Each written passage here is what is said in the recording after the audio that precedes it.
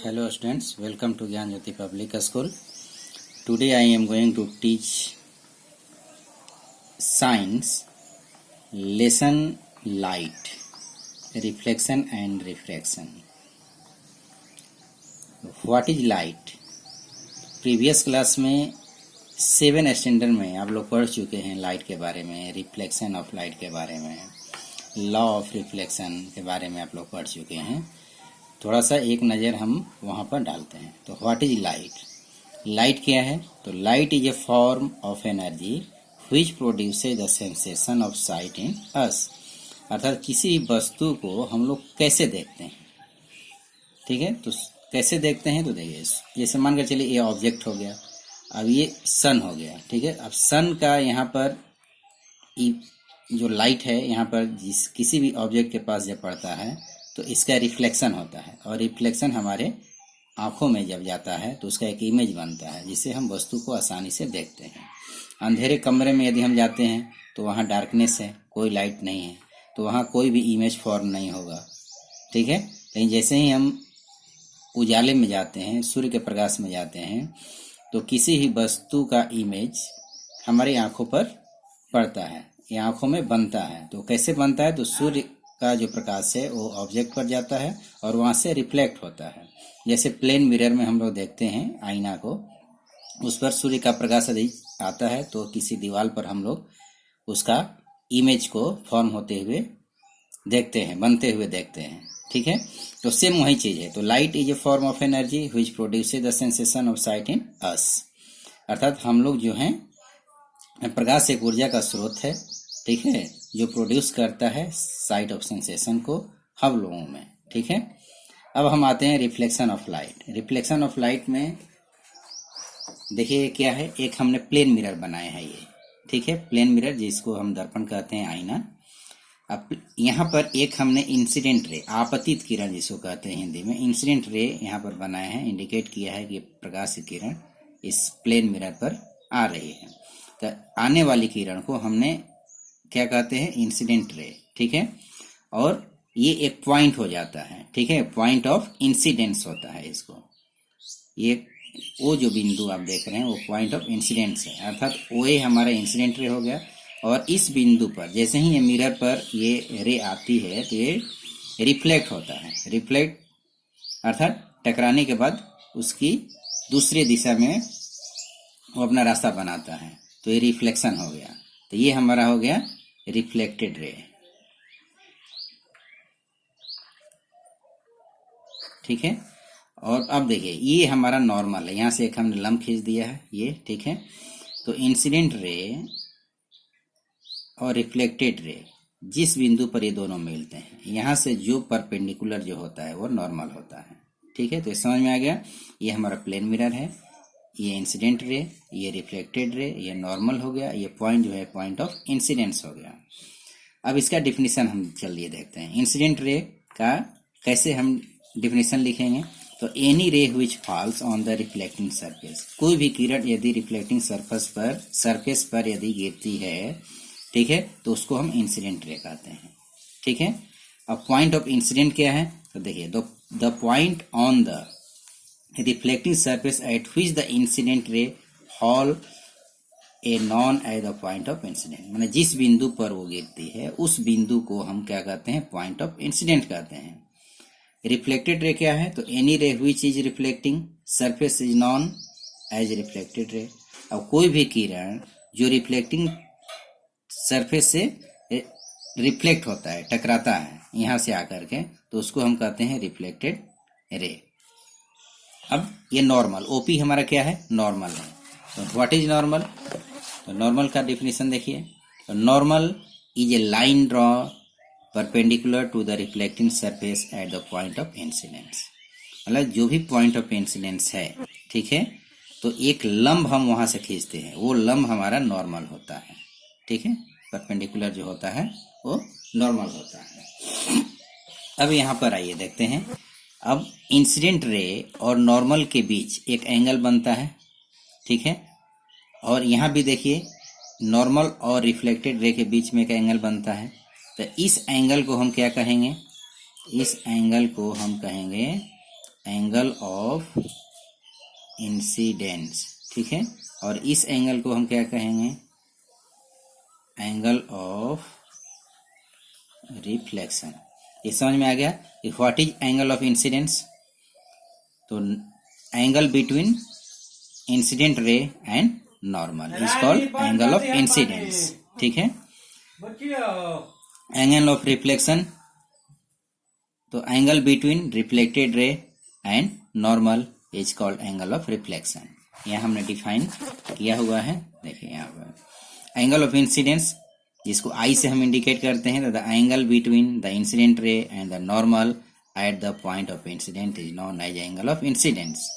Angle of reflection को R से indicate करते हैं, तो the angle between the reflected ray and the normal at the point of incidence is known as angle of reflection, ठीक है। अब laws of reflection की तरफ हम चलते हैं। तो इस फिगर को पहले आप समझिए, लॉज ऑफ रिफ्लेक्शन क्या है। तो देयर आर टू लॉज होता है रिफ्लेक्शन का। तो देखिए यही इसी फिगर से आप लॉज ऑफ रिफ्लेक्शन निकाल लेंगे। क्या है, तो देखिए इंसिडेंट रे है, ये रिफ्लेक्टेड रे है और ये नॉर्मल है। तीनों क्या है, तीनों सेम लाइन, एक ही सीध में है, सेम प्लेन, ठीक है।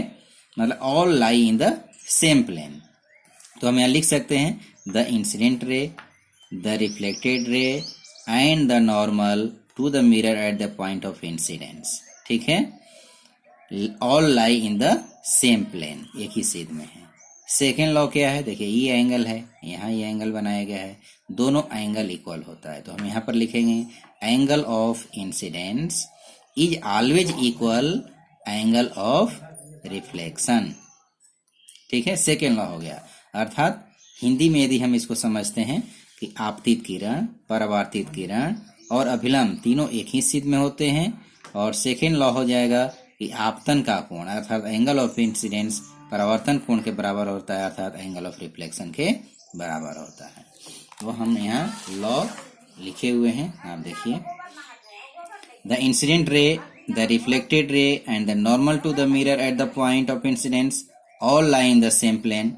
सेकेंड लॉ हो गया angle of incidence is always equal to the angle of reflection. ये हमारा हो गया लॉज ऑफ रिफ्लेक्शन। यहाँ पर आप चलिए स्फेरिकल मिरर पर हम डिस्कशन करते हैं। What is spherical mirror. Spherical mirror क्या है, आपने सर्कल पढ़ा हुआ, सर्कल ब्रेथ, ये स्फेरिकल मतलब गोलाकार होता है। तो whose mirror of reflecting surface is curved inward और outwards is called spherical mirror. मतलब अंदर और बाहर से जो, देखिए इसको हम बीच में एक कट कर देते हैं, ठीक है। और एक को हम यहाँ दिखा देते हैं और दूसरे को हम इधर दिखा देते हैं। ये एक आपका मिरर हो गया, एक आपका मिरर हो गया। अब यहाँ पर हम आते हैं कि स्फेरिकल मिरर दो पार्ट में डिवाइड होता है। There are two types of spherical mirror. कौन कौन, तो पहला होता है कॉनकेव अर्थात अवतल दर्पण, दूसरा होता है कॉन्वेक्स मिरर अर्थात उत्तल दर्पण। तो कॉनकेव मिरर क्या है, देखिए यहाँ पर हम दिखाए हैं, है ना। तो spherical mirror whose reflecting surface is curved inward, यानी अंदर की तरफ यदि वो रिफ्लेक्टिंग सरफेस है। हमने प्लेन मिरर में क्या पढ़ा है, प्लेन मिरर में ये प्लेन मिरर हम वहां पर दिखाए थे, ये आपका रिफ्लेक्टिंग सरफेस हो गया। तो यदि अंदर की तरफ यदि रिफ्लेक्टिंग सरफेस है, तो अंदर की तरफ देखिए यहाँ पर है, तो ये आपका कॉनकेव मिरर है। और बाहर की तरफ है, आउटवर्ड है, तो आपका कॉन्वेक्स मिरर है। तो डिफिनेशन समझ लीजिए, spherical mirror whose reflecting surface is curved inwards is called concave mirror. Convex mirror क्या है, तो spherical mirror whose reflecting surface is curved outwards is called convex mirror, ठीक है। अब आते हैं image formation of spherical mirror, ठीक है। तो दोनों में चूंकि हम अभी पढ़े हैं कि कॉनकेव और कॉन्वेक्स दो पार्ट होता है, तो दोनों के बारे में पहले हम समझ लेते हैं कि ये क्या चीज है। देखिए एक हमने फिगर बना दिया, ये कॉनकेव मिरर है, ये कॉन्वेक्स मिरर है, ये इनवर्ड है, ये आउटवर्ड है, ठीक है, रिफ्लेक्टिंग सरफेस। ये आपका प्रिंसिपल एक्सिस है, ये पूरा लाइन जो है प्रिंसिपल एक्सिस होता है, प्रधान अक्ष। ये पोल होता है, पी ध्रुव जिसको कहते हैं, ठीक है। ये सेंटर ऑफ कर्वेचर होता है, ठीक है। ये सेंटर ऑफ कर्वेचर अर्थात वक्रता केंद्र होता है, ठीक है। और ये होता है प्रिंसिपल फोकस होता है, जिसको मुख्य फोकस कहते हैं, प्रिंसिपल फोकस। ठीक है, ये हमारा प्रिंसिपल फोकस, ये सेंटर ऑफ कर्वेचर, ये पोल, ये प्रिंसिपल एक्सिस होता है। सेम उसी तरीके से centre of curvature, principal focus, ये आपका पी पोल हो गया, ये प्रिंसिपल एक्सिस हो गया, अक्ष। ठीक है, अब इस पर आपको इमेज को फॉर्म करना है। तो किसी भी इमेज को बनाने के लिए कुछ रूल्स हैं, जिसमें 2 रूल्स आपको फॉलो करना है, कोई भी 2 रूल्स, और दोनों लाइन जहां पर कट करेगा एक दूसरे को, वहीं आपका इमेज फॉर्म होगा। तो फर्स्ट हमारा रूल क्या है, फर्स्ट देखिए रूल क्या है, a ray parallel to the principal axis after reflection will pass through the principal focus in case of a concave mirror, या और appear to diverge from the principal focus in case of a convex mirror। दोनों में हम आपको समझाते हैं कि इसको कैसे बनाया जाता है। तो a ray parallel to the principal axis, सबसे पहले एक हम कॉन्केव मिरर बनाते हैं। देखिए, एक कॉन्केव मिरर आपका हो गया, ये रिफ्लेक्टिंग सरफेस आपका इनवर्ट हो गया। एक हम प्रिंसिपल एक्सिस बनाते हैं यहाँ पर, ये आपका पी हो गया, ये आपका सी हो गया, यहाँ पर एफ हो गया। अब देखिए यहाँ पर ध्यान देना कि सी और पी का ये मिड पॉइंट होता है, ये हमेशा ध्यान रखेंगे, अर्थात पी एफ जो है सी एफ के बराबर होना चाहिए। ठीक है, तो फर्स्ट हमारा रूल है कि ये ray parallel to the principal axis, यदि प्रिंसिपल एक्सिस के समानांतर यदि कोई किरण, ठीक है, प्रिंसिपल एक्सिस के समानांतर यदि कोई किरण यदि जाती है, ठीक है, होकर जाता है, तो क्या होता है, आफ्टर रिफ्लेक्शन, मतलब यहाँ पर रिफ्लेक्टिंग सरफेस से टकराने के बाद वो कहाँ जाता है, वो फोकस से होकर जाता है। यहाँ से हम एक बनाते हैं, मतलब ये फोकस से होकर जाता है, यहाँ पर हम इंडिकेट करते हैं, ये ऐसे ये फोकस से होकर जाएगा। ठीक है, ये कॉन्केव मिरर में। उसी तरीके से कॉन्वेक्स मिरर में भी हम देख लेते हैं, आउटवर्ड हो गया रिफ्लेक्टिंग सरफेस, सेम उसी तरीके से प्रिंसिपल एक्सिस यहाँ पर हम बनाते हैं। ठीक है, ये हमारा पी हो गया, ये हमारा सेंटर हो गया, यहाँ दोनों के मध्य में मिड पॉइंट में आपका एफ आ गया। अब सेम प्रोसेस, यहाँ प्रिंसिपल एक्सिस है, अब यहाँ से हम आपका, तो ये आपका इंसिडेंट रे हो गया, और रिफ्लेक्टिंग सरफेस से टकराने के बाद वो एफ से होकर गुजरना चाहिए, लेकिन एफ तो इधर है, तो क्या होगा, देखिए यहाँ पर लिखा हुआ है कि through the principal focus in case of concave mirror, माने कॉन्केव मिरर में तो डायरेक्ट होकर गुजरता है, लेकिन appear to diverge from the principal focus in case of convex mirror। In convex mirror में क्या होता है, वो प्रतीत होता है जाते हुए। ठीक है ना, डॉट डॉट डॉट डॉट करके हम इंडिकेट करते हैं। ठीक है, और इसको हम यहाँ टकरान, यहाँ सीधे हम दिखा देते हैं कि ये रिफ्लेक्ट हो रहा है ऐसे। ठीक है, क्लियर हो गया। थर्ड रूल, तीसरा नियम क्या है, तीसरा नियम हमारा है कि a ray passing through the principal focus of a concave mirror, यदि कॉन्केव मिरर में, मतलब अवतल दर्पण में, यदि प्रिंसिपल फोकस से अर्थात एफ से होकर यदि कोई रे यदि गुजरता है, या a ray which a directed towards the principal focus of a convex mirror, या कॉन्वेक्स मिरर में यदि वो डायरेक्ट यदि कर जाता है, तो आफ्टर रिफ्लेक्शन के बाद will emerge parallel to the principal axis, वो प्रधान अक्ष के प्रिंसिपल एक्सिस के वो पैरेलल हो जाता है। तो सबसे पहले एक हम कॉन्केव मिरर बनाते हैं। ठीक है, सेम ऐसा ही प्रोसेस है, ये आपका पी हो गया, ये सी हो गया, ये एफ हो गया। ठीक है, यदि कोई किरण एफ से होकर गुजरता है, तो एफ से होकर हम गुजरते हैं। ठीक है, यहाँ पर टकराने के बाद कहाँ जाएगा वो, देखिए यहाँ पर लिखा हुआ कॉन्केव मिरर और a ray which is directed towards the principal focus of a convex mirror, तो after reflection will emerge parallel to the principal axis. अब इसके पैरेलल हो जाता है, ऐसे ये पैरेलल हो जाएगा। ठीक है, इसी तरीके से कॉन्वेक्स मिरर में हम देखते हैं, कॉन्वेक्स मिरर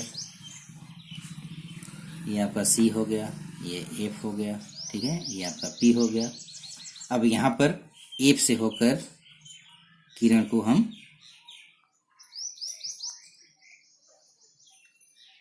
यहाँ ये डॉट डॉट डॉट डॉट करके हम दिखाते हैं, ठीक है।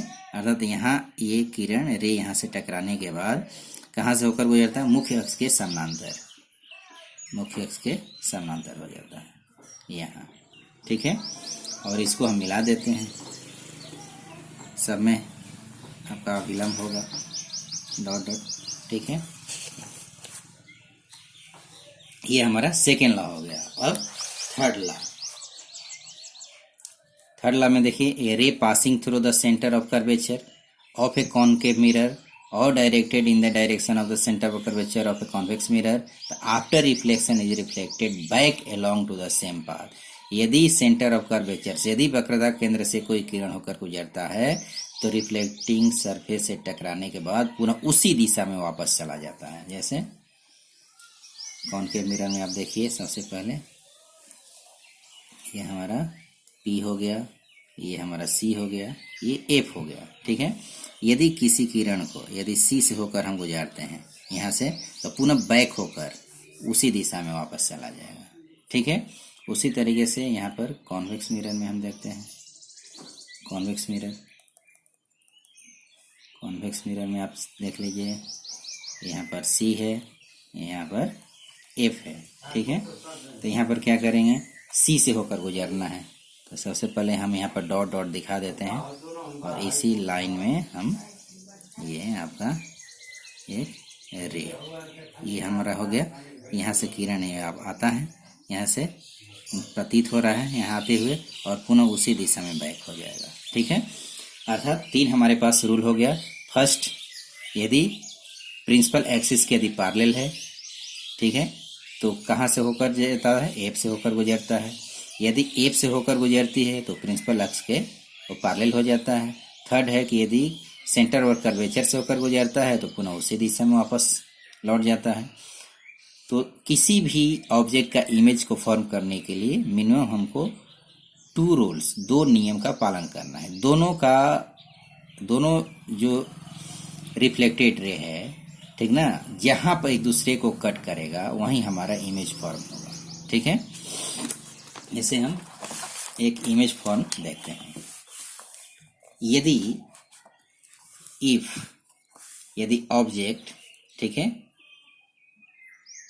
इन्फिनिटी एंड C के बीच है, बिटवीन, ठीक है। तो एक हम पहले कॉनकेव मिरर में हम पहले इसको डिस्कशन कर लेते हैं। एक हम कॉनकेव मिरर पहले बना लेते हैं, ठीक है। ये हमारा प्रिंसिपल एक्सिस हो गया, ये P, अभी हम बताए हैं कि ये C होता है, ये दोनों के मध्य में F होता है। ये कॉनकेव मिरर हो गया, अर्थात इनवर्ट हो गया रिफ्लेक्टिंग सरफेस। तो यहाँ ये C है और इधर इन्फिनिटी है, अनंत है, मतलब अर्थात वक्रता केंद्र अर्थात centre of curvature and infinity के बीच, अनंत के बीच में यदि कोई ऑब्जेक्ट है, यदि O है, ये ऑब्जेक्ट हो गया, यदि कोई ऑब्जेक्ट है, ठीक है, तो उसका इमेज कहाँ बनेगा, ठीक है।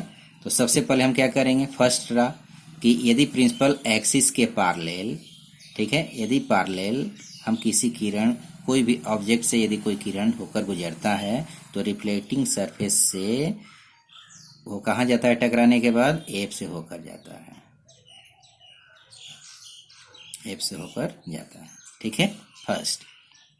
अब सेकेंड, एफ से हमने रिटर्न करवा दिया, टकराने रिफ्लेक्ट करवा दिया इमेज एरे को।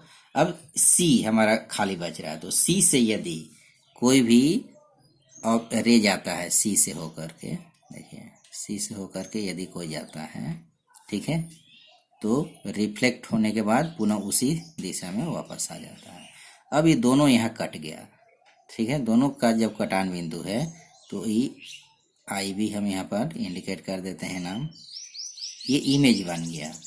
तो इमेज अब कैसा बना, इमेज देखिए ऑब्जेक्ट से इमेज छोटा है तो स्मॉल बन गया, ठीक है।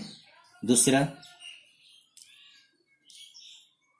ये उल्टा है तो उल्टा का मतलब इन्वर्टेड, ठीक है। थर्ड, जब कोई भी इमेज जब उल्टा होता है तो रियल होता है, ठीक है। Fourth, between C and F.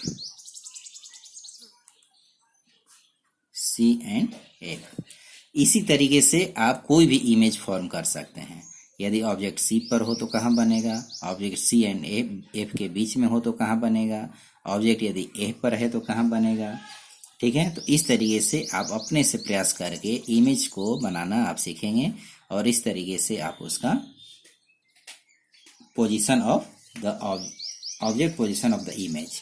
तो ये पोजीशन हो गया आपका इमेज का, साइज हो गया, नेचर हो गया। मतलब इमेज का नेचर आप लिख सकते हैं कि इमेज कहाँ बनेगा, किस साइज में बनेगा, किसके बीच में बनेगा, सीधा बनेगा या उल्टा बनेगा, या मिरर के सामने बनेगा, पीछे बनेगा। ठीक है, ये चीज आप सेल्फ आप कर लेंगे। तब तक के लिए थैंक यू।